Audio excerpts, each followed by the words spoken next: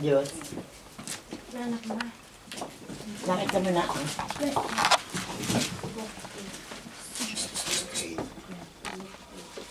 Lakad kayo tatlong sa... sa kwarto. Diyan na kayo sa kwarto. Dali na. Huwag kayo maingay ha. Pag narinig ko ang boses ninyo, tayo po Maria na. So in verse number 1, aking pong babasahin ang talatang 1, sundan niyo po ako sa talatang 2. Amen. Kung yung nakita, say amen. Amen. Sa gawing likuran. Amen. Amen. Okay, in verse number 1, ganito po ang sinasabi sa wikang Banyaga. And it came to pass afterward that he went throughout every city and village, preaching and shewing the glad tidings of the kingdom of God, and the 12 were with him. And certain women which had been healed of evil spirits and infirmities, Mary called Magdalene, out of whom were 7 devils. And Joanna, the wife of Cusa, Herod's steward, and Susanna, and many others, which ministered unto him of their substance. And when much people were gathered together, and were come to him out of every city, he spake by a parable. A sower went out to sow his seed, and as he sowed, some fell by the wayside, and it was trodden down, and the fowls of the air devoured it. And some fell upon a rock, and as soon as it was sprung up, it withered away, because it lacked moisture. And some fell among thorns, and the thorns sprung up with it, and choked it. And others fell on good ground, and sprang up, and bare fruit a hundredfold. And when he had said these things, he cried, He that hath ears to hear, let him hear. So, in verse number 9 altogether, and his disciples asked him, saying, What might this parable be? So, tayo pong lahat ay umuko, tayo po'y manalangin.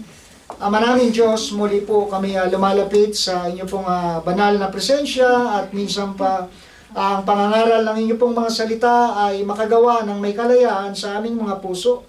At higit sa lahat, O Diyos, ang gabay at pagtuturo ng banal na Espiritu ay siyang gumawa ng may kapangyarihan sa aming mga buhay, Panginoon. At anumang katotohanan na napapaloob sa mga talatang ito ay aming makita at lakaran at gawin ang inyong kalooban. At minsan pa binabalik po namin ang kapurihan at pasasalamat sapagkat ito ay aming hiling at dalangin sa matamis na pangalan ng aming Panginoong Hesus. Amen. Makakaupo na po tayong lahat. Alright, good morning po muli sa inyong lahat. At bagaman ang panahon natin ay medyo may kalamigan, no? So, lahat po ba ay komportable? Amen. Ayan, sa ating heater o kulang ang init. No? At ang pagkulang ang init ay kailangan yung lalong mag-concentrate, no po, sa pakikinig ng pangangaral ngayong umaga. Amen? Amen. Alright, so sa ating pag-aaralan ngayong umaga ay ating papamagatan na The Reception of God's Word. The Reception of God's Word. So, ang salita ng Diyos ay may tamang kinalalagyan o tamang pinupuntahan. No? At dito ay makikita natin kung paano ang Panginoong Hesus ay sinundan ng maraming mga tao. No? I want you to picture dito sa senaryong ito. At makikita natin na sa lahat ng dako na siya ay pupunta, ay naroon din ang mga tao na sumusunod sa kanya. No? So, at tila baga ang Panginoon ay, mismo ang Panginoon, sabi niya ay, ni mismo ang anak ng Diyos ay walang sariling tahanan na matutulugan para higaan. No? Ngunit ganun pa man, ang mga tao ay nananatiling sumusunod sa ating Panginoon. Hindi natin alam kung anong meron na kumikilos sa puso ng mga taong ito sa nakakakita at nakakapakinig ng pangangaral ng ating Panginoon. But I believe, habang siya ay nangangaral ng katotohanan ng patungkol sa ating Panginoon, no, ay what made some people true believers. So ang ilan dito ay naging tunay na mananampalataya. No? At ang iba naman dito ay nananatiling onlookers.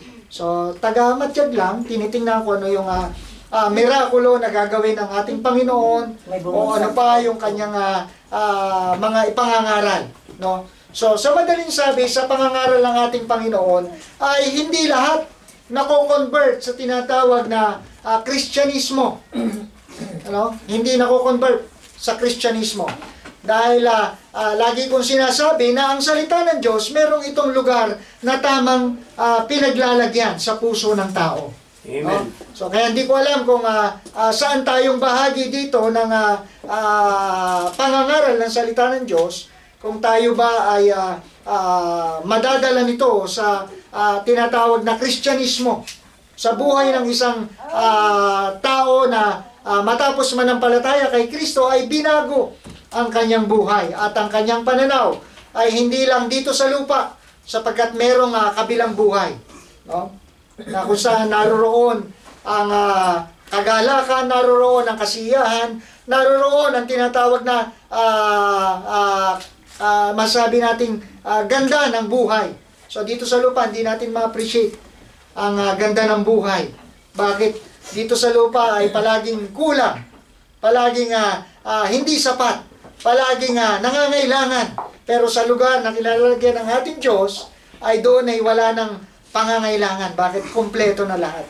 Amen? Amen. So I hope na sa ating pag-aaral ngayong umaga, I hope and pray na ma-catch up natin na ang salita ng Diyos ay manahan sa ating mga puso. Okay. So dito ay habang nangangaral ang ating Panginoon, ang iba ay tinanggap ang kanyang salita ng may galak sa kanilang mga buhay, sa kanilang mga puso. At ang iba naman ay hindi itinanggap ang salita ng Diyos. So kaya nagtanong dito ang mga alagad. So makikita natin in verse number 1. In verse 1, and it came to pass afterward that he went throughout every city and village, preaching and shewing the glad tidings of the kingdom of God, and the 12 were with him. So makikita natin na ang Panginoon, kasama niya yung 12 alagad o 12 disipulo ng ating Panginoon. At sa bawat bayan at lugar na kanyang pinupuntahan, ay hindi nawawala ang pangangaral ng salita ng Diyos. No? Kaya salamat na merong mga disipulo ang ating Panginoon na sa bawat lugar naroroon ang kanilang pagsuporta. At may nangyari dito habang sila ay nangangaral, no? Ang ilang mga testimony patotoo ng mga mananampalatayang tinanggap ang salita ng Diyos at binago ang kanilang mga buhay.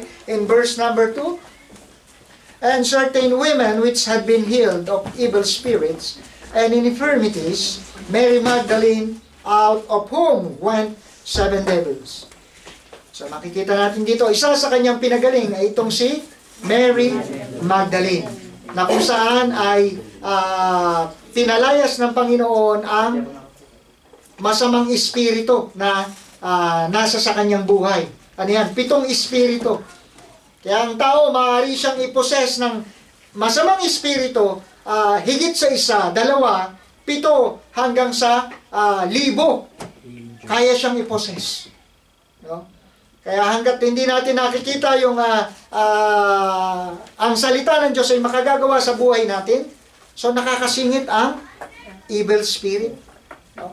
So sa ating mga mananampalataya, wala na siyang kapangyarihan, hindi na siya maaaring pumasok sa atin dahil nanahan na si Kristo sa ating mga puso. Amen? Amen. So ang gagawin na lang niya ay i-obsess ka. I-obsess. Yung sabi ko nga parang binubuli ka. No? Okay, pero hindi na tayo kayang anihan ng masamang espiritu. At isa dito si Mary Magdalene, na naging disipulo ng ating Panginoon. And verse 3, and Joanna, the wife of Cusa, Herod's steward, and Susanna, and many others which ministered unto him of their substance. So makikita natin ang mga mananampalatayang ito na dating mga makasarili, dating walang Diyos sa kanilang buhay, At sabi ko nga, walang ibang Diyos sa maliban sa kanilang sarili. No? Diyos sila sa kanilang mga sarili. Bakit? Sapagkat sila ang nasusunod sa kanilang mga buhay. Pero nung sila ay nakakilala sa Panginoon, ano nangyari? No? Sabi dito, they serve the Lord with their substance. No? Kaya laging kasama, bahagi ng ministry ang tinatawag na yung ating giving. Amen? Bakit? Sapagkat unang nagbigay ang Panginoon. Amen? Pinalaya tayo bilang mga alipin ni Satanas. Pinalaya tayo sa kapangyarihan ng Diyos ng kadiliman ng mundong ito. Amen? Amen. Dati ang isip natin kung anong takbo ng mundo, siyang sayaw natin. Yun ang buhay natin. Pero ngayon, may direksyon na. Amen? Kaya hindi kalabisan na ang Diyos ay paglingkuran kung anong meron tayo sa buhay. Amen? Talento, kakayanan, anuman yan, oras, higit sa lahat yung ating mga tinatangkilik sa buhay. No? Kaya minsan nagtatanong sila, bakit kinakailangan pa ng magkaloob? Bakit kinakailangan pang magbigay? Bakit kinakailangan pa magsoli? Bakit? Sapagkat ito ay bahagi para ilaganap ang salita ng Diyos bilang isang disipulo, bilang isang nakakilala at binago ng ating Panginoon. So, number 1, bumalik na tayo sa ating binasang mga talata. The Word of God is indispensable. Bakit indispensable? So, sapagkat ang salita ng Diyos, ito ay may kapangyarihan sa buhay ng tao. No? Kaya nga pag nagbabasa ka ng Biblia, minsan parang pakiramdam mo, ikaw yung pinatutungkulan ng kanyang sinasabi. No? So, hindi natin maitatanggi, no, na ang kapangyarihan ng kanyang salita ay titimo sa ating mga puso. So, at alam nyo ba ang salita ng ating Panginoon? Nung siya ay nangaral, no, ay nagtanong ang mga disipulo sa verse number 9. And his disciples ask him, saying, what might this parable be? So, kahit na sila minsan, kahit na sila ay kasama na mismo ng ating Panginoon, kahit na sila ay na-convert na, kahit na sila ay nakaupo dyan nakikinig sa pangangaral ng ating Panginoon, minsan hindi nila maunawaan kung anong kahulugan ng sinasabi ng ating Panginoon. At nangangailangan pa ng pagpapaliwanag, nangangailangan pang ng mas mababaw na pagbibigay ng halimbawa, nang sa gayon ay kanilang maunawaan. No? Kaya pagka walang pastor, hindi na talaga natin maunawaan. No? So bagaman may mga nagpapastor-pasturan, no? Sila na mismo nagpapaliwanag sa sarili nila. No? So at mahirap 'yon. Kinakailangan naroon ang salita ng Diyos, nandoon ang shepherd. At itong makikita natin. So the Word of God is, number 1, indispensable. Hindi natin ito pwedeng tumbasan ng anumang libro. Sabi ng pastor, pagsama-samahin na natin ang pinakamagagandang libro sa buong mundo. Pero ang Biblia ang nananatili, no, na buhay, no, at nananatiling totoo. Kaya hindi na ito dapat palitan pa no? At meron man tayo dapat binabasa tayong mga mananampalataya, tayong mga disipulo, walang iba kundi ang salita ng Diyos. Amen? Okay. So, indispensable. So, as we read the scripture reading this morning, doon sa Psalms 119 verse number 105, nakita niyo yung sinabi doon, na Thy word is a lamp unto my feet and a light unto my path. So, ang salita ng Diyos ay ito'y isang ilaw sa ating daraanan. Kaya pag wala ang salita ng Diyos, ang buhay natin madilim. Ang ating landas na tinutunguhan ay walang kasiguruhan. Ang buhay natin walang patutunguhan. Para bang ang buhay sa mundong ito ay kumain, matulog, magtrabaho at mamatay. No? So yan ang buhay natin. Hindi natin nakikita yung kahalagahan ng salita ng Diyos sa ating mga buhay. At salamat, isang araw ito ay ipinangaral ng ating Panginoon at ating naunawaan na mahalaga pala na tanggapin ang inaalok ng Panginoon na buhay na walang hanggan. Amen? Na ito ay isang regalo. Na ito ay hindi mo na kinakailangan paghirapan pa sapagkat ito'y ginawa na mismo ng bugtong na anak. Amen? Amen. At natutuwa tayo, no? Na si Kimberly ay pinagtiwalaan ng ating Panginoon sa kanyang Amen. puso, no? At nawa ang dalangin natin ay lumago pa siya sa kanyang buhay pananampalataya. Amen. At salamat sapagkat sabi ko nga, hindi relihiyon, hindi ka dinala sa relihiyon, kundi dinala ka sa tamang relasyon sa Diyos. Amen. Tao kasi, pagka inimbitahan mo sa church, sinisip nila relihiyon.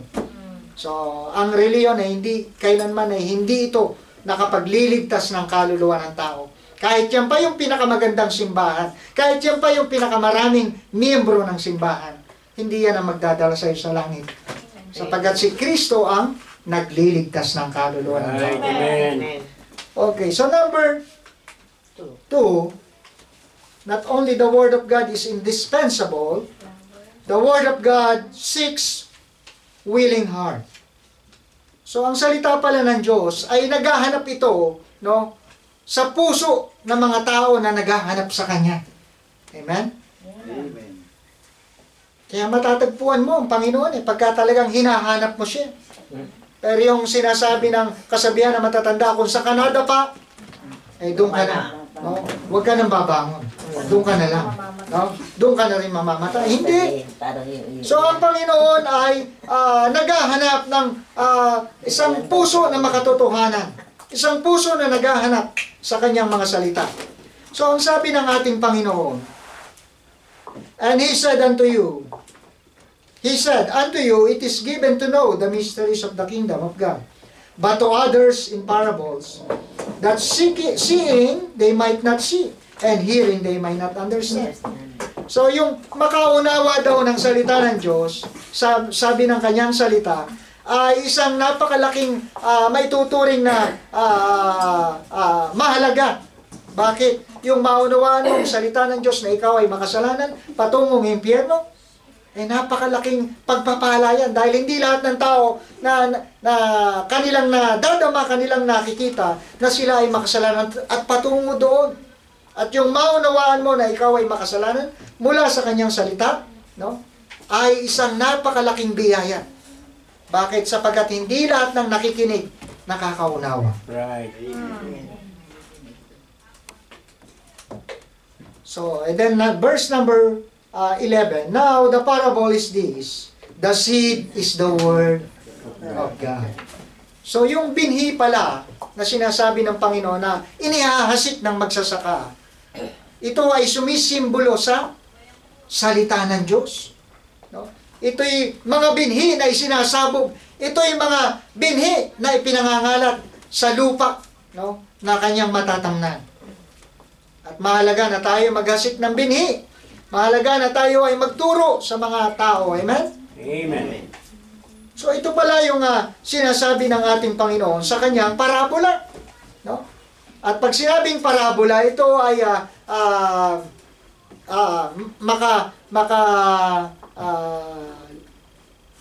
makalupang pananalita, ngunit makalangit na kahulugan. No?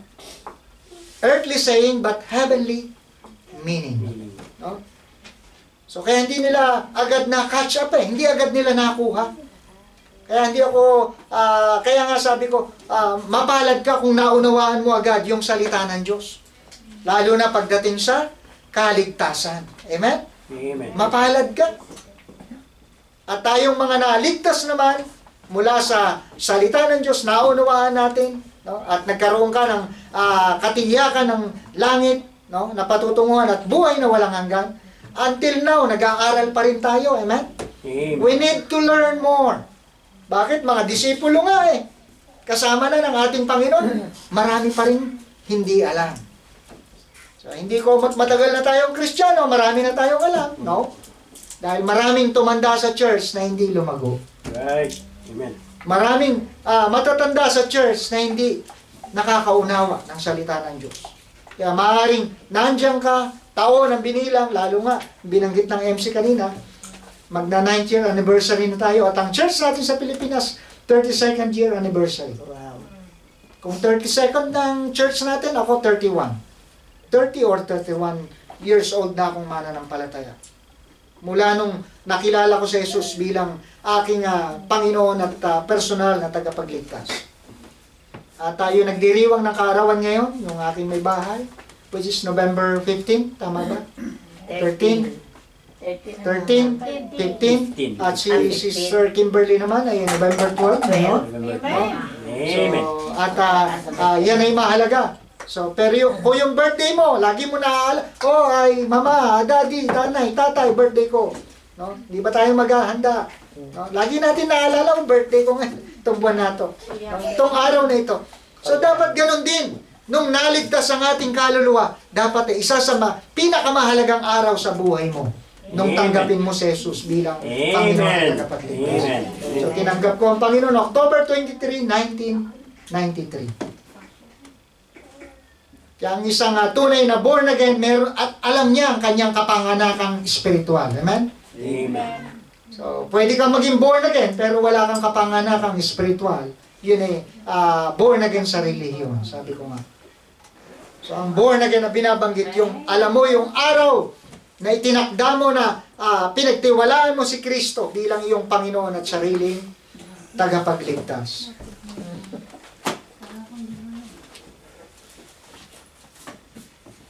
So, in verse,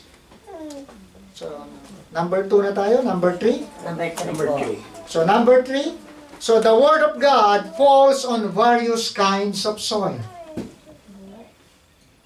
So, pangatlo, ang salita ng Diyos ay makikita natin na ito ay nahulog sa iba't ibang uri, no, na mga lupa. So, verse number 12, those by the wayside are was trodden down. okay. So verse number 5, I'm sorry. A sower went out to sow his seed, and as he sowed, some fell by the wayside, and it was trodden down, and the fowls of the air devoured it. And 6, and some fell upon rock, and as soon as it was sprung up, it withered away because it lacked moisture. And 7, and some fell among thorns, and the thorns sprung up with it and choked it. And the other fell on the good ground and sprung up and bare fruit an 100-fold. So merong 4 na uri ng lupa na kinalagyan ng binhi na inihasik ng magsasaka. No? At nung nangaral ang ating Panginoon, ito yung mga uri ng mga binhi. Ang sabi dito, na may mga binhi na nahulog sa daanan. In verse number 12, those by the wayside are they that hear. Then cometh the devil and taketh away the word out of their hearts, lest they should believe and be saved. So nakita nyo, ayaw talaga ni Satanas na maligtas ang tao eh. No? Kaya ang sabi dito, kung ang salita ng Diyos ay nahulog lamang sa daraanan, no? At pagdating ng ibon, ito ay kakainin. No? Yan yung salitang devour. Ito'y lalamunin, ito'y kakainin, ito'y sasakmalin, devour. Kaya pagka ang salita ng Diyos ay hindi natin iningatan, ninanakaw agad ni Satanas eh. Lalo na ang mga unbeliever, yung mga hindi nakaranas ng ikalawang kapanganakan, yung mga hindi tunay na mananampalataya. Ang sabi dito, ayaw ni Satanas na maligtas sila. Why? Gusto niya maisama sila sa impyerno. Dahil si Satanas, gaya ng ating pinag-aralan, ay isang anghel na nagrebelde sa Diyos. At alam niyo ba, na ang anghel pag nagkasala sa Diyos, wala nang second chance. Automatic sa impyerno na sila. At hindi katulad nating mga tao, pagka tayo nagkasala sa Diyos, mayroon pa tayong pagkakataon na maligtas. Amen? Kaya gano'n na lang ang inggit ni Satanas sa atin ng mga tao na maligtas. Kaya ayaw niya na ang tao'y pumunta ng church. Ayaw ni Satanas na ang tao'y makinig ng salita ng Diyos. No? Kaya pag pupunta sa church, minsan ang iniisip ng tao, meron na akong relihiyon na kinaaniban eh. Parang hindi ko na kailangan. Pero salamat isang araw, nabuksan ang iyong isip, nabuksan ang iyong mga mata mula sa salita ng ating Panginoon. At ikaw ay naligtas. Amen? Amen. Sa dinami-dami, sa libo-libong tao, milyong tao, isa ka sa nakaranas ng kaligtasan na regalo ng Diyos. Amen. Okay, so nakita natin na ayaw talaga ni Satanas na ang tao ay manampalataya kay Kristo nang sa gayon sila ay maligtas. So ito yung hard soil in verse number 12. At ano pa? Yung tinatawag na shallow soil. Ano yung shallow? No? So hindi ang ugat ay hindi bumaon sa ilalim, no? Kundi doon lang sa ibabaw. Okay, ano yung shallow soil? Verse number 13. They on the rock are they, which, when they hear, receive the word with joy, and these have not root, which for a while believe, and in time of temptation, fall away. Sila raw yung mga tao na matapos na makapakinig ng salita ng Diyos at nagkaroon ng tuwa sa kanilang mga puso.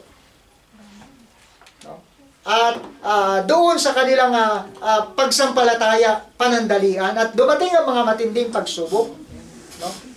Ay, sabi dito, ay mga tisod, mga nawawala. No?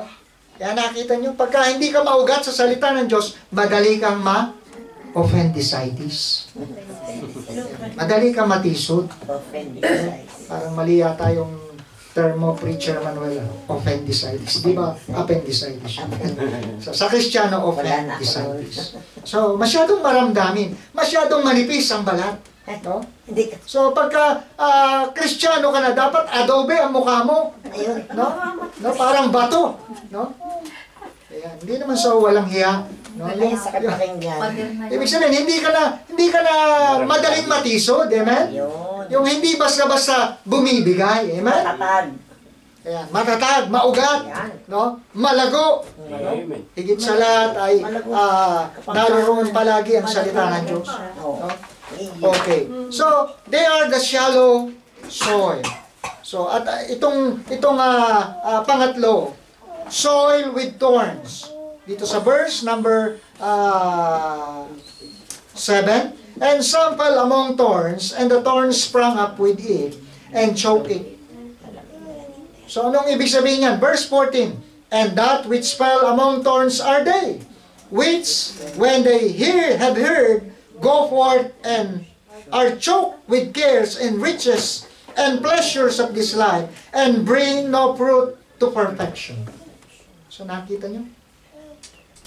So, pagka tayo ay, ang salita ng Diyos ay nahaluan ng mga dawag o tinik, no? Na hindi naman dapat kasama doon sa paglago natin bilang mga Kristiyano. Anong sabi dyan? So, ito'y magiging carnal mind. Bakit? Kasi ang sabi dito, minsan hindi natin maiwanan ang ating mga bahay. Pastor, di po muna ako atin kasi baka mapasok po yung bahay namin. Parang magnanakaw, andun lahat ng aming kayamanan. No? So, minsan nagiging hadlang pa ito sa iyong paglago. No?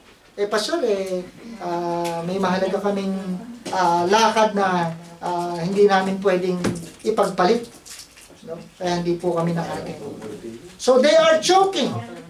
No? So, nababansot ang kanilang Christian life. Imbis na sila'y lumago. Ano nangyayari? Nacho-choke. No? Lalo na yung ating mga pangangailangan.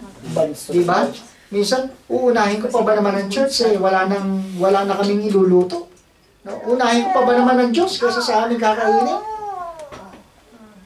Kaya nga pag di ka malago, ito na ang iyong magiging dahilan. No? Kaya ang hindi malagong Kristiyano, magaling magdahilan. Ayan. Maraming dahilan. Pagkaayaw, maraming dahilan. Pagkagusto, maraming paraan. May paraan. No? Okay, so pagka malago ka, hindi ka magiging soil with thorns. Ano yung dawag na ito? Ano itong mga tinik na ito? So, ito yung mga tinik na kung bakit hindi ka makausad-usad sa iyong buhay Kristiyano dahil sa mga kahinaan mo. Ito yung mga dati mong luma mong pagkatao. Alam niyo, nung nakilala natin ang Panginoon, hindi lahat nagbago. May mga naiwan na luma nating pagkatao. At yun ang pilit na isinasaksak ni Satanas. Kaya nga accuser siya. Madalas siya, alam ko, ganyan ka naman eh. No? Aminin mo na sa sarili mo, hindi mo kaya. No? Eh, tao lang ako eh. Kaya nga, yun ang sinasabi ni Satanas. Pero alam nyo, nung tayo naging anak ng Diyos, hindi ka na ordinaryong tao. Anak ka na ng Diyos. Amen? Amen. At ang kapangyarihan na meron ka, ay yung kapangyarihan na nasa ama mo. Kaya wala nang dahilan para hindi ka magpatawad, para ukil-ukilin mo yung mga taong umaragabyado sa iyo. So hindi na. Bakit? Binago ka na ng Panginoon eh. No? Kaya salamat. Kung sarili lang natin, hindi natin kayang baguhin eh. Lalo na sa pagiging maramot. No? Isa na siguro ako sa pinakamaramot. Dahil ko pang, sabi nila, Ilocano. Excuse me. pero pagka nakakilala sa Panginoon, hindi na iiral yan. Iiral na yung pagmamahal mo sa Diyos. Amen? Kaya hindi totoo na Ilocano, kuripot. Hindi. Hindi. Lalo na't Kristiyano, sila yung mga generous Christian. Amen? So, isa ako sa pinakamaramot. Pero nung ako'y nakakilala sa Panginoon, hindi pala tama. No? So, nabago bang one click? Hindi. Kahirap. Para ka may sugat na laging kinakaskas. Alam mo yun? Sugat na laging nililinis.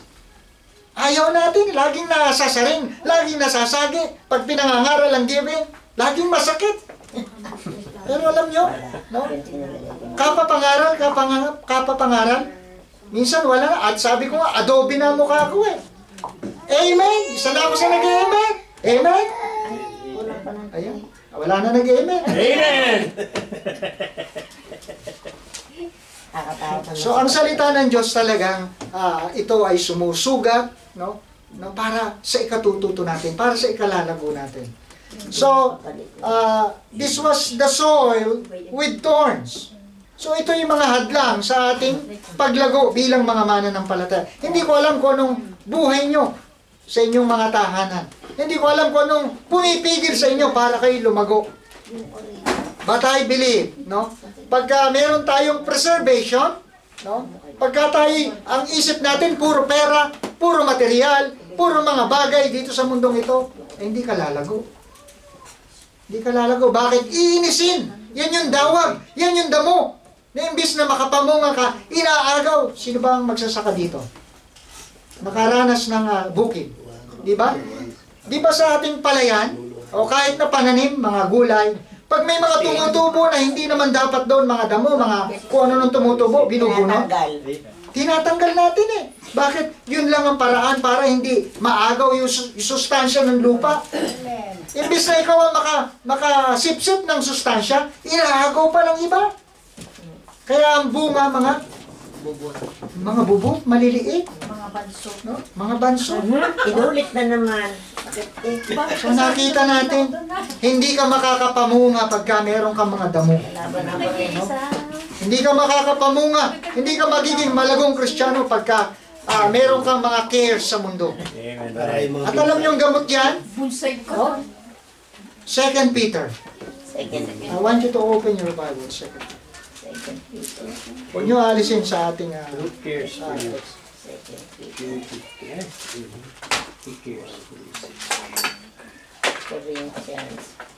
So, chapter number 5, 1 Peter 5, verse number 7. Hindi nyo nakita si Amen? Amen. Umpisa natin sa verse 6. Verse 1 Peter 5, verse 6. Ang sabi yan, humble yourselves, therefore, under the mighty hand of God, that He may exalt you in due time. You know? And verse 7, casting all your care upon Him, for He careth for you. Verse 3. So, ang Diyos ay alam ng Diyos kung hanggang saan na ang ating pisi, kung wala na, kung ubos na, at wala na tayong maaasahan. So, tatandaan natin, ang Diyos na ating sinasamba ay hindi natutulog. No? Hindi siya natutulog. Alam niya, Kung ang budget natin, bukas wala na, hayaan natin na ang Diyos ang gumawa. Amen? Amen. First Peter 5. Kasi pagka sinabi natin na walang magagawa ang Diyos, kinakailangan ako ang gumawa ng paraan. Yun yung sa verse number 6 na sinasabi na humble yourselves in the sight of the Lord. And in due time, He will exalt you. So para bang sinasabi natin, ang Diyos walang kapangyarihan sa buhay natin. At ang Diyos yung sarili na naman natin, kakayanan, karunungan, no? Pamamaraan. So nakita nyo? So ang tao kasi ay masyadong matalino, puno ng abilidad, lalo na tayo mga Pilipino. Maabilidad tayo eh. Amen? Amen. Yung hindi pwede, pinagpupwede natin eh. Diba? Pero dito hindi applicable yung salita ng Diyos. Na yung hindi pwede, gagawin natin pwede. Pwede.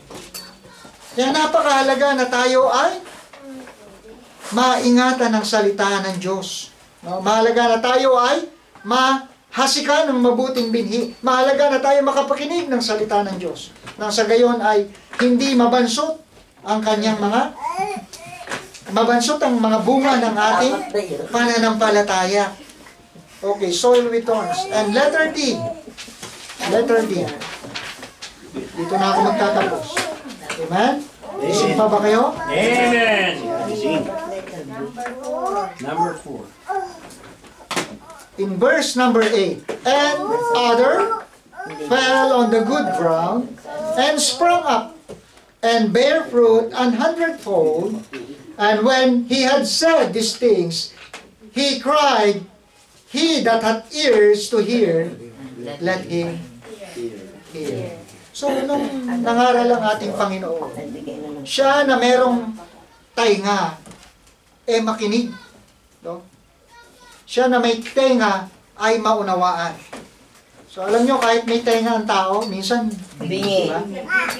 Nagbibingi-bingihan, kunwari, wala siyang alam. No? Nagtatanga-tanga. Sabi sa atin, nagtetengang kawali. Nagtetengang kawali. May tenga, pero hindi nakakarinig. Kaya ang Panginoon, sumigaw dito, Hoy! Sumigaw ang Panginoon. No? Siya na may tenga, makinig. Listen. Ayan, listen. Sabi niya dito sa verse number 8, di ba? He cried, he had an ears to hear, let him hear. Alam niyo sa salitang he cried? Sumigaw. Sa mababaw na English sa panahon natin ay umiyak. Kaya nakita niyo? Kaya tayo ng mga mananampalataya, meron tayong iisang Biblia ang hinahawakan. Ano yan? Ang King James Version. Amen? He cried. Bakit? Minsan kinakailangan niyang sabihin eh, kahit na ayaw mong mapakinggan. Para sa ikatututo natin, para sa ikabubuti natin. And verse number 15, but that on the good ground are they. So ito naman yung mga binhi na nahulog sa mabuting lupa, which in an honest and good heart. Isang puso na tapat at mabuti.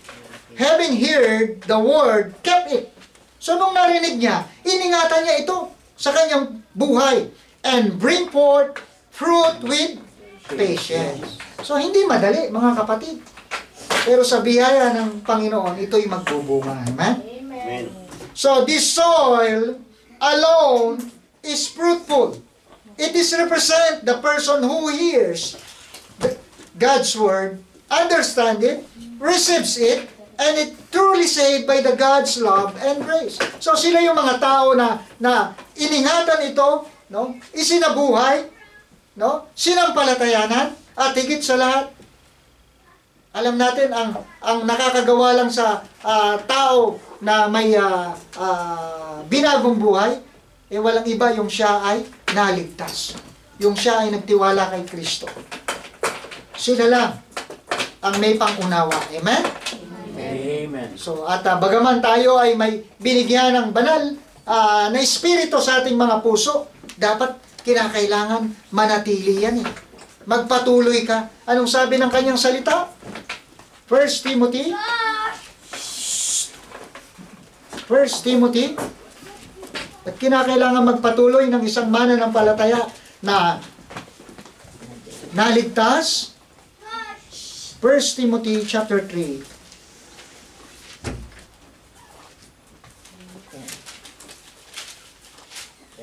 I'm sorry, 2 Timothy chapter 3, Tama yung kaso. verse number 16 o 15. Okay. So, umpisahan natin. Oh, 2 Timothy. 2 Timothy chapter 3, Chapter verse number 14. Say amen kung yun nakita. Amen. But continue thou in the things which thou hast learned and hast been assured of, knowing of whom thou hast learned them. And 15, and that from a child thou hast known the holy scriptures, which are able to make thee wise unto salvation, through faith which is in Christ Jesus. And 16, all scripture is given by inspiration of God, and is profitable for doctrine, for reproof, for correction, for instruction in righteousness, that the man of God may be perfect, truly furnished unto all good works. Alam niyo yung bahay na hindi na furnish? Kahit natayo na siya, kahit na may mga hollow blocks na siya, kahit may mga divider, pag hindi na furnish, pangit eh. Di ba? At isa sa pinakamahal ng pagpapatayo ng bahay, yung pagpaparnish. Yes, yung finishing. Finishing. No? So, ganun din ang buhay ng Kristiyano. Kinakailangan ma-furnish tayo ng salita ng Diyos. Nang sa gayon ay maging kagamit-gamit, no? Tayo sa gawain niya. Nang sa gayon ay maging malago tayong mananampalataya. Amen? Amen. Kaya mahalaga palang magpatuloy. Pagka ang isang binhi, no, yung salita ng Diyos ay naingatan natin sa ating mga puso, and I believe, hindi ka hihinto eh. Lalo na't nasave ka. Bakit? Kasi mahalagang magpatuloy ka. Mahalagang manatili ka. At ang sabi dito, from a child thou hast known. Alam mo kung saan mo ito mga natutunan. Yan ay walang iba kundi sa salita ng Diyos. At salamat, may nagturo sa atin. Sabi ko nga, hindi madaling magturo, pero biyaya lang ng Diyos na ma-grasp natin yung truth ng kanyang salita. Sabi ko nga sa inyo, dati, yung pumupunta sa amin, pinagtataguan ko eh. Sabihin mo, mama, wala ako. Sabihin mo, may nakata ko. Bakit? Kasi magba-Bible study. Pinagtataguan ko talaga. No? Kaya lang ay, nanay ko naman ayaw naman magsinungaling. Aldo, pumanik ka sa taas. Hindi na sasabihin andyan, Aldo, pumanik ka sa taas. No? Siyempre ako nagtatago. Paglabas ko, nakangiti naman. Halika dito, maupo ka. No? Hindi nyo ka-ipokrituhan ng tao. Di ba? Salamat na nga lang, binago tayo ng Panginoon. Kung nagkataon, hanggang ngayon, ipokrito tayo. Amen? So, at ayaw ng Panginoon na may dalawang mukha. Gusto niya ay yung magpakatotoo ka. Amen? At ang isang taong lumalago, no, na naiingatan ng kanyang salita, hindi siya doble cara. No? So, siya'y lumalago at nananatili ng kanyang prinsipyo ay ang salita ng Diyos. Amen? The precepts, no? Statutes of the Lord. Yun ang ating kagalakan. Kaya dito sa lupa, ang buhay natin, sandali lang eh. Pero yung itinumbas na ipinalit ng Diyos, it cannot compare. No? Buhay na walang hanggan. Langit, wala kang pwedeng i-compare. Sabi ng Biblia, hindi mo maikukumpara kung anong merong naranasan mo dito sa lupa na masasabi mong pinakamaganda. Higit pa doon yung kanyang ginawa para sa iyo pagdating natin sa kalangitan. Amen? Amen. Sa aking pagtatapos, mga kapatid, mga kaibigan, na ang salita ng Diyos ay napakahalaga na ating maingatan sa ating mga puso. At ayaw ng Panginoon na ang binhing ito masayang. Ayaw niya na ang pangangaral na ito ay parang uuwi ka mamaya and then tapos na. Wala na yung ating mga narinig. Mahalaga na ito ay ating ingatan sa ating mga puso. At higit sa lahat ay maipamuhay natin. Amen? Amen. So, sila yung mga mananampalataya na iningatan ng salita ng Diyos. Sila yung mga puso na natamnan no, ng salita ng ating Panginoon. So, the reception of God's Word. So, dito mananahan ang salita ng Diyos sa ating mga puso. Hindi sa daanan, no, hindi sa batuhan, hindi sa madamo o dawagan, kundi sa mabuting lupa. So, tayo pong lahat ay tumayo, tayo po'y mananalangin na. Let us pray to the Lord. Tayo po'y bukod pumikit. O dakilang Diyos, muli po kami na nagpapasalamat sa